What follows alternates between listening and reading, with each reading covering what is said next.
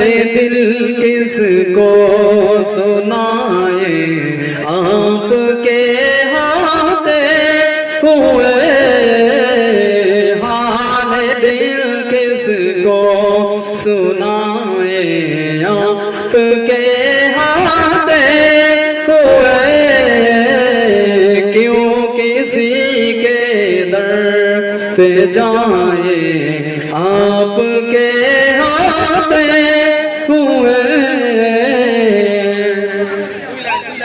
मैं गुलाम मुस्तफा हूँ, ये मेरी पहचान है। मैं गुलाम मुस्तफा हूँ, ये मेरी पहचान है। हम मुझे क्यों कर सताए, गम मुझे क्यों कर सताए, आपके होते हुए हाल दिल किसको सुनाए, आपके होते हुए। माशाআল্লাহ আমাদের মঞ্চে উপস্থিত হয়েছে সি ব্যাচ, তোদের দেখতেও পরিবেশটা অনেক মনোরম দেখাচ্ছে। সত্যি এখন গরম গরম কিছু পরিবেশন হতে চলেছে আপনাদের এই মঞ্চে। তো এখন এরা আলিফে আল্লাহ আপনাদের সম্মুখে পরিবেশন করবে। আমরা অয়ে অজগর আসতে তেড়ে আয়ে আপনি আমি খাবো পেড়ে এটা শিখিয়েছি বাচ্চাদেরকে। A for apple, B for ball, C for cat, D for dog আমরা পড়িয়েছি বাচ্চাদেরকে। হ্যাঁ, এটা প্রয়োজন আছে এই বাংলায় বাঁচতে গেলে, এই ভারতে বাঁচতে গেলে, দুনিয়ায় চলতে গেলে এই ভাষারও প্রয়োজন আছে।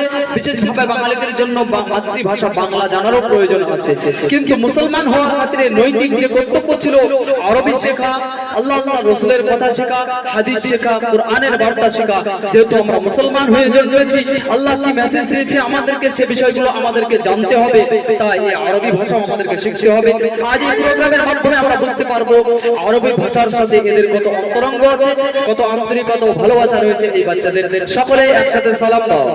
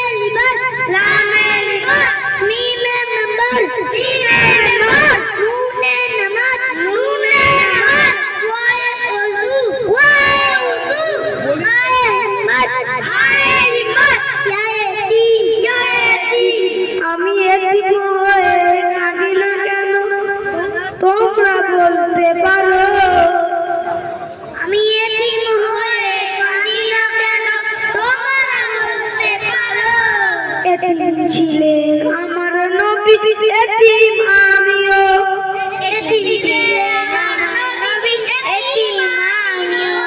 নেই বাবা মায় আমার, নেই যে বাড়ি ঘর, নেই বাবা মায় আমার, নেই যে বাড়ি ঘর। মনে নিয়ে সান্ত্বনা কাটাই দিনের রাত, মনে নিয়ে সান্ত্বনা কাটাই